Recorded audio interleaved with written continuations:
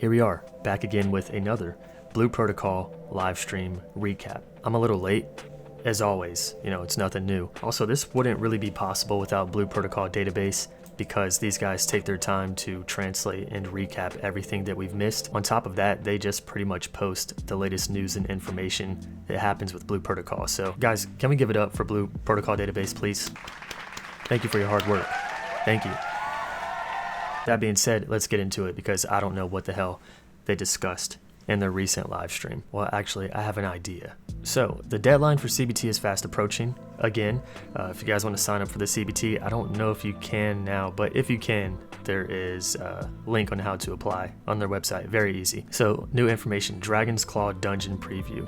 So, Dragon's Claw is a dungeon that we did in the closed alpha test. So we start a live stream summary with a quick presentation of the listen, if you hear kids screaming, if you hear showers running, if you hear my neighbors arguing, this is shit I can't keep out of the video, and I don't want to sit here and just be like, Blue Protocol.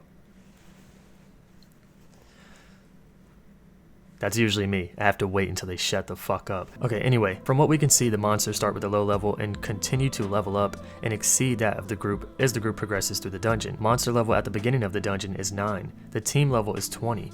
Monster level before the death of the team, 34. Oh, so it's like scaling until they can't handle it anymore. It's a quick presentation of the new dungeon available. The only reason I'm confused about it being a new dungeon is because wasn't Dragon's Claw a dungeon? Or am I mistaken?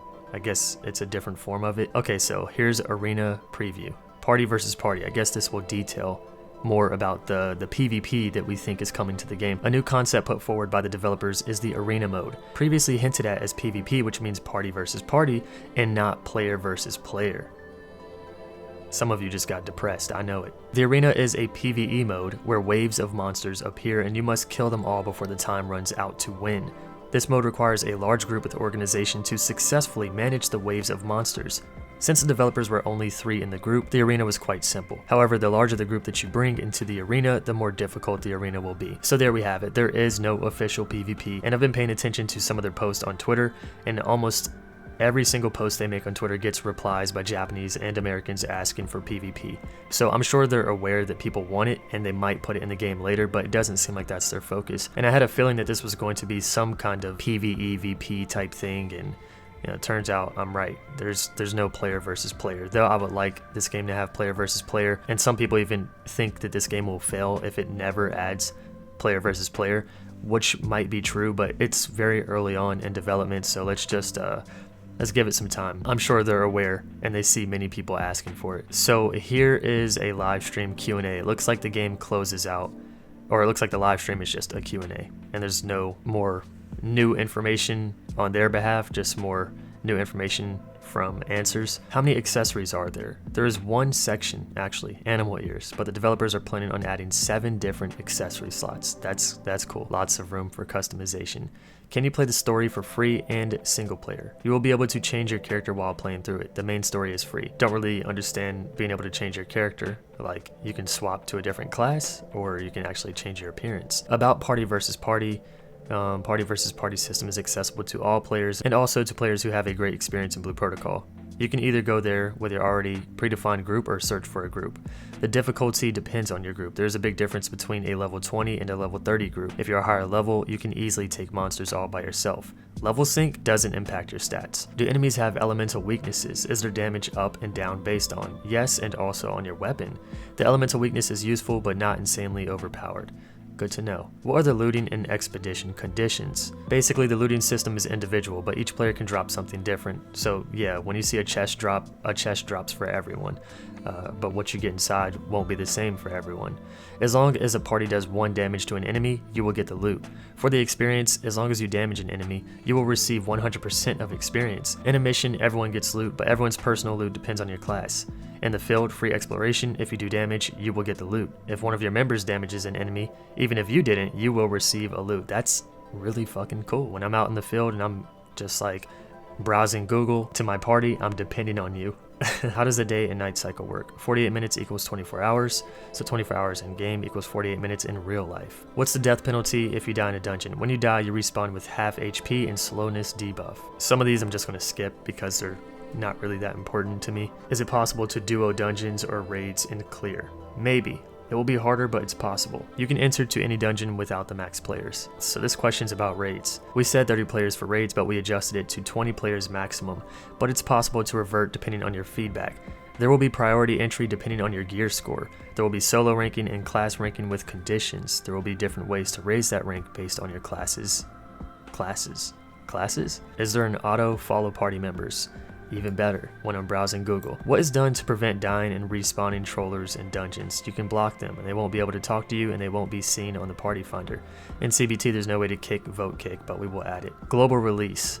The next CBT will only be for Japanese players, but we're still preparing something for global players. For the future, the game will be for global or only for certain regions, so it's a big yes for global release. Now, I'm gonna be honest with you guys, if I read this and found this out for the first time, I'd probably be screaming. I'd probably get up out this chair and dance. But some of you tag me for things like this, like, yo, Cryy, new live stream, global release is happening. And I do appreciate people telling me about it, because sometimes I wouldn't find out about information if it wasn't for you guys tagging me on Twitter or in a YouTube community post or in Discord. But things like this, we knew it was kind of going to be global, right? Because there were so many things pointing towards it, but we didn't have that concrete. They didn't cement it, and in this, they just did. Natural reaction, it would have been something like Etika when he sees Smash Bros character reveals. But since I get the reaction when I'm on the couch, and I open Discord and see a tag that says, yo, global release is happening, you gonna cover it? I'm more like, cool.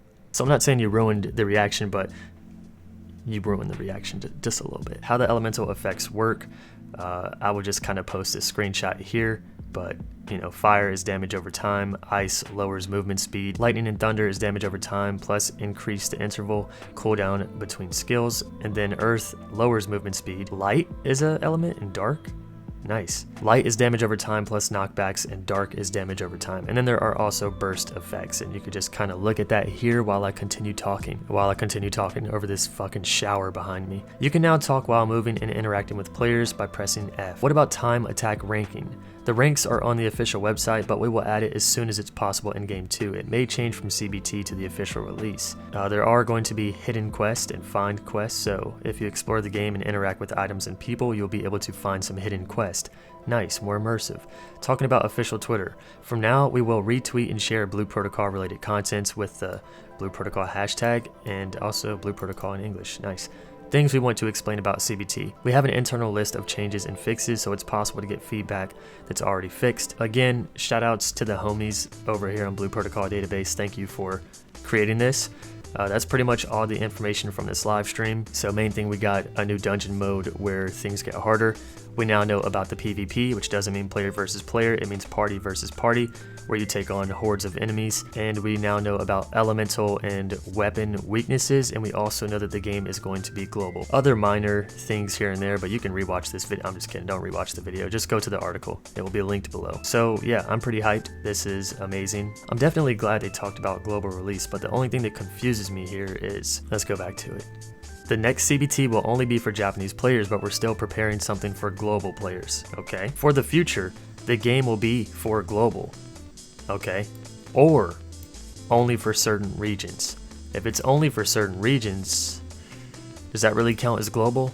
So it's a big yes for global release. I don't know, it's just kind of confusing, but I think it's safe to say, like, it will be available for the majority of us, but some people might not be able to access it unless they have a VPN. But anyway, guys, thanks for watching. I hope that this video gave you some information on Blue Protocol that you were unaware of, and let me know what you think about all this.